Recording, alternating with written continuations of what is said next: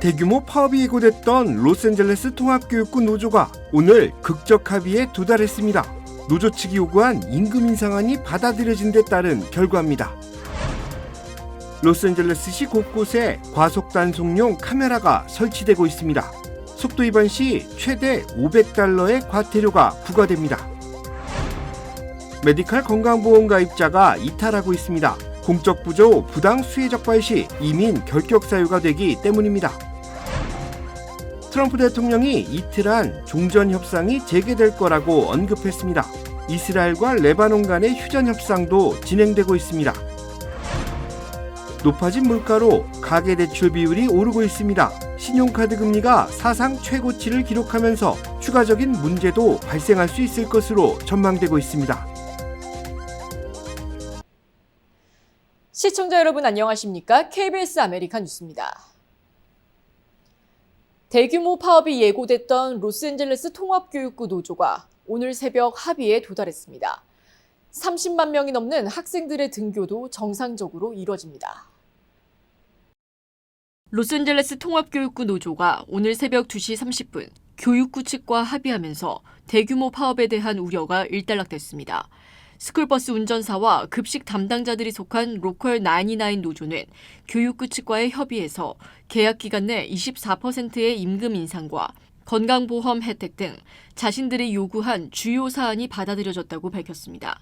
앞서 교사가 속한 교직원 노조가 향후 2년간 13.86%의 임금 인상에 합의하고 신입교사 초봉을 기존 6만 8천여 달러에서 7만 7천 달러로 상향 조정한 것, 그리고 행정직 노조가 향후 2년간 11.65%의 임금 인상에 협상한 것에 뒤를 이은 결과입니다. 로스앤젤레스 통합교육부는 극적 합의를 통해 39만 명의 학생들이 아무런 지장 없이 학업을 이어갈 수 있는 환경이 조성됐다고 밝혔습니다. 로스앤젤레스시가 과속 차량 적발용 카메라를 설치하기 시작했습니다. 100여 대의 카메라가 한인타운을 포함한 시 전역에 순차적으로 설치될 예정입니다. LA시는 오는 7월 말까지 과속 단속용 카메라 125대를 순차적으로 설치한다고 밝혔습니다. 이 카메라들은 제한 속도보다 11마일 이상 초과한 차량의 번호판 정보를 조회해 벌금을 부과하는데 단속 대상에 오른 차량 소유주는 일반적으로 위반 후 15일 이내 과태료 청구서를 받게 됩니다. 벌금은 속도에 따라 달라집니다. 제한 속도를 11에서 15마일 사이 초과한 차량에는 $50, 16에서 20마일 사이 초과한 차량은 $100, 26마일 이상 초과하면 $200가 책정되며 시속 100마일 이상 주행한 차량의 경우 $500의 과태료가 청구됩니다. LA시는 교통사고를 줄이기 위해 단속 카메라를 도입했다고 밝혔으며 과태료 납부에 부담을 느낄 수 있는 저소득층 위반자를 대상으로 분할 납부나 사회봉사로 대체할 수 있는 제도를 마련했다고 설명했습니다. 과속 단속은 향후 60일간 시범 실시됩니다. 해당 기간에 적발된 운전자는 경고 조치만 받게 되지만 이후에는 과태료를 부과받게 됩니다. 유학 비자 거부율이 크게 오른 것으로 조사됐습니다. 학생 비자는 3명 중 1명꼴로 거부되고 있는 것으로 조사됐는데 상대적으로 경제적 기반이 약한 국가 학생들의 거부율이 높은 것으로 나타났습니다. 국제교육 전문기관 슈어라이트의 연례 보고서에 따르면 지난해 학생 비자 발급 거부율은 35%로 집계됐습니다. 이는 팬데믹 당시보다 오른 수치인데 트럼프 2기 행정부의 정책에 관련된 것으로 풀이됩니다. 학생 비자 거부율은 특정 국가들에 집중되고 있는데 대부분 아프리카와 중동 지역으로 확인됐고 그동안 많은 유학생들을 보내오던 인도 국적 학생들의 비자 거부율 역시 2년 새 2배가량 증가된 것으로 집계됐습니다. 이처럼 학생 비자 발급률이 낮아지고 있는 것은 향후 미국에 취업하는 등 이민 가능성이 의심되는 국가 출신의 학생들에게 보다 엄격한 심사 기준이 적용되고 있기 때문으로 분석됩니다. 한편 국무부는 별도의 한국 유학생 비자 거부율을 발표하고 있지는 않지만 9%대인 유럽보다는 높고 다른 국가들보다는 낮은 15% 선으로 추산되고 있습니다. 트럼프 행정부의 이민 강경 단속이 법적 역풍에 직면했습니다. 뉴욕에서는 인종 프로파일링을 이유로 한 집단 소송이 제기됐습니다. KBTV 신영주 기자입니다. 트럼프 행정부 출범 이후 급격히 늘어난 아이스의 단속 활동이 법적 공방으로 번지고 있습니다. 지난 9일 미시민 자유연맹 ACLU 뉴욕 지부와 메이크 더 로드 뉴욕 법률 구호협회는 뉴욕 이민자 8명을 대신해 국토안보부와 아이스를 상대로 집단 소송을 제기했습니다. 소장에 따르면 트럼프 행정부 출범 이후 뉴욕 일대에서 체포된 비시민권자는 2,888명으로 바이든 행정부 마지막 6개월 대비 3배 이상 증가했습니다. 원고들은 히스패닉으로 보이거나 스페인어를 썼다는 이유만으로 영장 없이 체포됐다고 주장했습니다. 소장에는 백악관 부비서실장 스티브 밀러가 지난해 5월 국토안보부 고위 당국자들에게 홈디포와 세븐일레븐과 같은 공공장소에서 무차별 단속을 지시했다는 내용도 담겼습니다. 램지 카운티 검사장 존 체는 13일 아이스 요원들에 대한 납치, 불법 침입, 불법 감금 혐의 적용을 검토 중이라고 밝혔습니다. 오는 30일까지 국토안보부가 자료 제출에 응하지 않으면 소송이나 대배심 소집을 추진하겠다고도 했습니다. 국토안보부는 인종 프로파일링과 납치 주장 모두 사실이 아니라며 미네소타 기소 검토는 정치적 공세라고 일축했습니다. 연방정부는 지방당국이 연방요원을 수사하거나 기소할 권한 자체가 없다는 입장입니다. 법률 전문가들도 연방우위 원칙에 따라 주검찰이 연방요원을 실제로 기소하는 데는 현실적인 한계가 있을 것으로 보고 있습니다. 이번 소송들의 결과가 향후 연방 이민 집행의 범위와 요원들의 법적 책임 소재를 가르는 분수령이 될지 주목됩니다. 트럼프 2기 행정부가 공적 부조 규정 위반자들을 대상으로 합법적인 이민 신분을 취득하는 데 제한을 두면서 조건을 충족하지 못하고 있는 기존 가입자들이 메디컬 혜택을 포기하고 있는 것으로 나타났습니다. 카이저 패밀리 재단에 따르면 지난해 하반기 메디칼에 가입되어 있던 불법 체류자 10만여 명이 자발적으로 탈퇴 절차를 밟은 것으로 집계됐습니다. 이들 대부분은 바이든 행정부의 친이민 정책에 따라 메디컬 혜택을 받기 시작한 불법 체류자들입니다. 트럼프 행정부는 메디칼 등 미국 시민들에게 돌아가야 할 혜택을 비납세자들이 남용할 경우 영주권 심사에 결격 사유가 될 수 있다고 경고하고 있습니다. 특히 메디칼 수혜 등 공적 부조 위반 행위에 대해 무관용 원칙을 적용할 것을 선언하면서 이탈자가 늘고 있는 것으로 분석되고 있습니다. 결렬됐던 미국과 이란 간 종전 협상이 파키스탄 이슬람아바드에서 재개될 조짐이 보이고 있습니다. 이스라엘과 레바논의 고위급 휴전 협상도 개최됐는데 양측은 직접 협상하는 데 합의했습니다. 김성수 기자입니다. 트럼프 미국 대통령이 이란과 종전 협상이 곧 재개될 가능성을 시사했습니다. 트럼프 대통령은 파키스탄 이슬람아바드에 있는 뉴욕 포스트 기자와 전화 인터뷰를 했는데 정말 거기 머물러야 한다. 향후 이틀 안에 뭔가 일어날 수도 있고 우리가 그곳으로 갈 가능성이 더 커졌기 때문이라고 했습니다. 이유에 대해선 군 최고위 인사가 매우 잘하기 때문이라고 설명했습니다. 해당 인사는 무니르 파키스탄 총사령관을 가리키는 것으로 풀이되는데 실제 무니르 사령관은 1차 종전협상 성사 과정에서 핵심적 역할을 했습니다. 앞서 트럼프 대통령은 2차 협상 장소로 일들이 조금 느리게 일어나고 있다며 튀르키예나 유럽을 장소로 거론하기도 했습니다. 트럼프는 미국이 이란의 우라늄 농축을 20년 중단할 것을 요구했다는 언론 보도에 불만을 표했습니다. 이란은 핵무기를 가질 수 없으며 20년이란 기간도 마음에 안 든다는 겁니다. 유예 조치를 이란이 승리로 여길 수 있다며 핵 포기를 거듭 강조했습니다. 이런 가운데 워싱턴에선 중동 전쟁의 또 다른 축인 이스라엘, 레바논이 만났습니다. 미국 측에서는 마코 루비오 국무장관이 직접 참석해 협상을 중재했습니다. This facility will, this is a historic opportunity. This is about bringing a permanent end to 20 or 30 years of Hezbollah's influence in this part of the world. 미 국무부는 두 나라가 상호 합의된 시기와 장소에서 직접 협상하는 데 합의했다고 밝혔습니다. 적대행위 중단에 대한 모든 합의는 반드시 미국의 중재를 거쳐야 한다고도 강조했습니다. 레바논 휴전은 미국과 이란 간 논의 대상이 아니라는 메시지를 이란에 보낸 거라는 해석이 나옵니다. 워싱턴에서 KBS 뉴스 김성수입니다. 최고의 한인 암 전문의와 함께하면 치료가 달라집니다. LA 한인타운과 부에나파크에 위치한 USC 노리스 종합암센터. 언어나 문화적 어려움 없이 치료에만 집중할 수 있도록 한인 의료진이 상담하고 진료해드립니다. 다양한 분야의 전문의들이 협진을 통해 진단과 치료에 최선을 다하며 임상시험 참여의 기회도 제공합니다. 환자를 먼저 생각하는 마음. USC 노리스 종합암센터. 오늘 예약하십시오. 이란이 이번에는 이라크 내 쿠르드족 자치 지역을 공격했다는 주장이 제기됐습니다.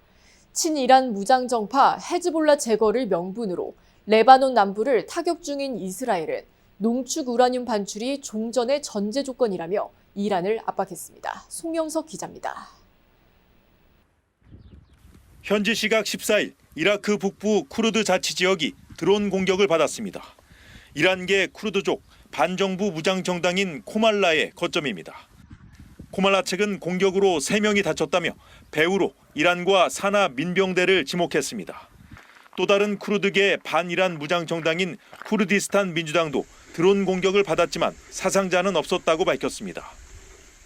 이란은 이번 전쟁에 쿠르드족의 참전 가능성이 제기된 지난달에도 이라크 쿠르드 자치 지역에 드론 공격을 가한 바 있습니다.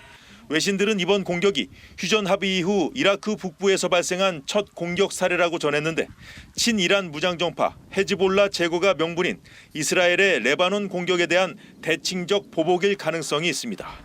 레바논 공습을 지속 중인 이스라엘은 종전협상 관련 메시지로 이란도 압박했습니다. להתניע את הפרויקט מחדש, ולכן ארצות הברית וישראל הגדירו את הוצאת החומר מאיראן כתנאי סף לסיום המערכה. 이스라엘의 해외 정보기관인 모사드 수장은 이례적으로 공개 발언을 통해 이란 정권 교체를 기관의 목표로 제시하기도 했습니다.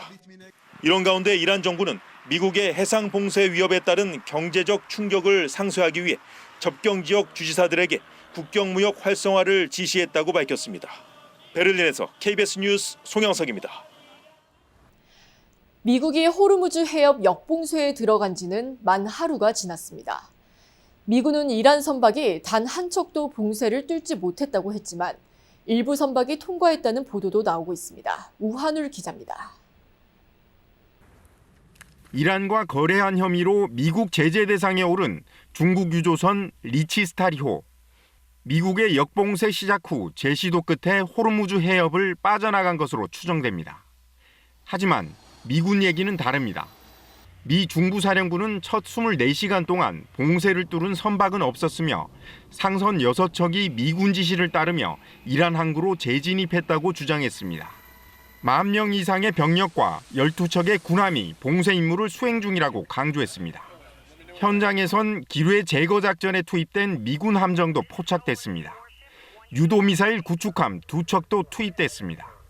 다만 미국 현지 언론들은 이란 항구를 출항한 일부 선박이 호르무즈를 빠져나갔다며 봉쇄의 실효성에 의문을 제기했습니다. 하지만 이 같은 압박 조치가 이란의 도발을 부추겨 다른 해상 수송로까지 마비시킬 수 있다는 우려도 나옵니다. 특히 사우디아라비아는 우회 항로인 홍해까지 이란이 후티 반군을 앞세워 막을 수 있다며 미국의 역봉쇄 해제를 요청했습니다. 또 사우디, 이집트, 파키스탄, 튀르키예 4국 외무장관은 오는 17일 만나 호르무즈 봉쇄 해제 방안을 논의하기로 했습니다. 영국과 프랑스 정상도 같은 날 호르무즈 통항 자유회복 방안을 논의합니다. 한편 치솟은 국가 유가 억제를 위해 미국은 이란산 원유 제재를 한 달간 면제해 왔는데 오는 19일부터 다시 되살릴 것이란 보도도 나왔습니다. 이렇게 되면 국제 원유 수급에 추가 충격이 불가피할 것으로 보입니다. KBS 뉴스 우한울입니다. 치솟는 생활비를 버티지 못한 미국 가계가 대출에 기대고 있습니다. 개인 대출 이용률이 8년 새 7%포인트 급증한 가운데 신용카드 금리는 사상 최고치를 기록하고 있습니다. KBTV 김은지 기자입니다. 미국 가계의 생활비 부담이 한계에 다다르고 있습니다. 계란, 빵, 육류 등 기본 식료품 장바구니 물가가 2019년 대비 40% 넘게 올랐고 중간 임대료는 월 1,895달러로 6년 전보다 40% 이상 뛰었습니다. 주택 소유자의 월 주거비는 2,800달러를 넘어서며 72% 증가했고 유가 불안으로 휘발유 가격도 갤런당 4달러를 넘어섰습니다. 벌이는 늘었지만 에너지 가격 급등 등의 영향으로 일부 구간에서는 실질 임금이 오히려 감소했습니다. 버티지 못한 가계는 결국 대출에 기대고 있습니다. 신용평가사 익스피리언에 따르면 개인 대출 이용 비율은 2017년 31%에서 지난해 38%로 8년 새 7%포인트 올랐습니다. 지난해 개인 대출 신청 건수는 전년보다 16% 급증했고 미국 성인 1인당 평균 대출 잔액은 19,300달러에 달합니다. 개인 대출이 급증하는 배경에는 신용카드 금리 부담이 자리하고 있습니다. 연방준비제도에 따르면 신용카드 잔액은 1조 840억 달러로 사상 최고치를 기록했고 평균 금리는 21%까지 치솟았습니다. 반면 개인 대출 평균 금리는 12%대로 두 상품의 금리 차이가 약 10%포인트에 달합니다.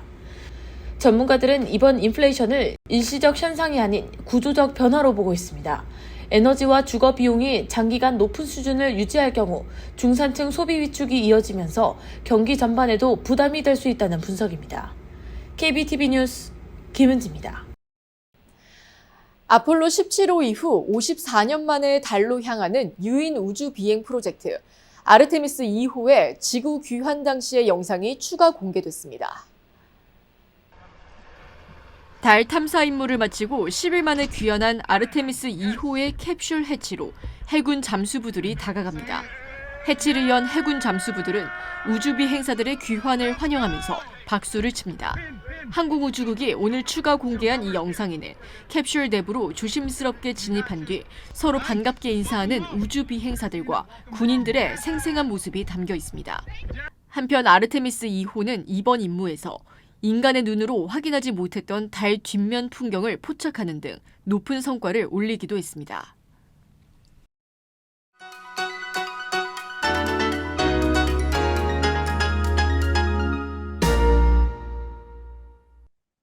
주식시장은 오늘도 상승했습니다.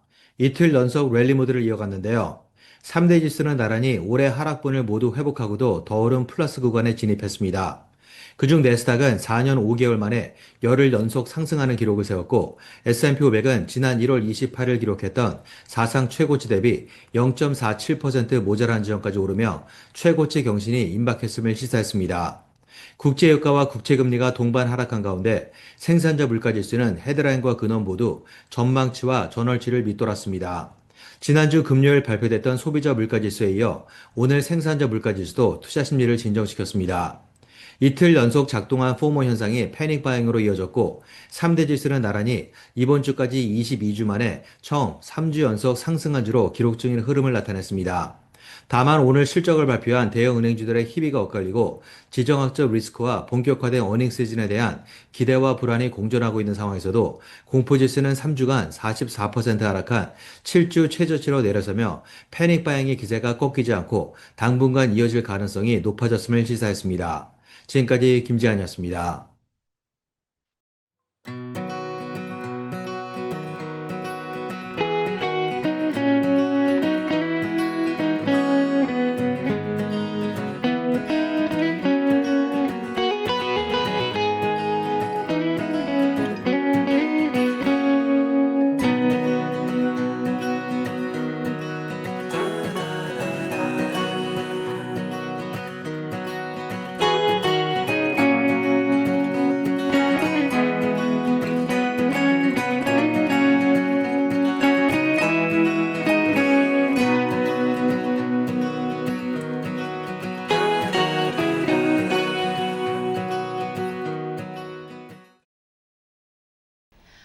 KBS 아메리카 뉴스 마칩니다. 시청해주신 여러분 고맙습니다.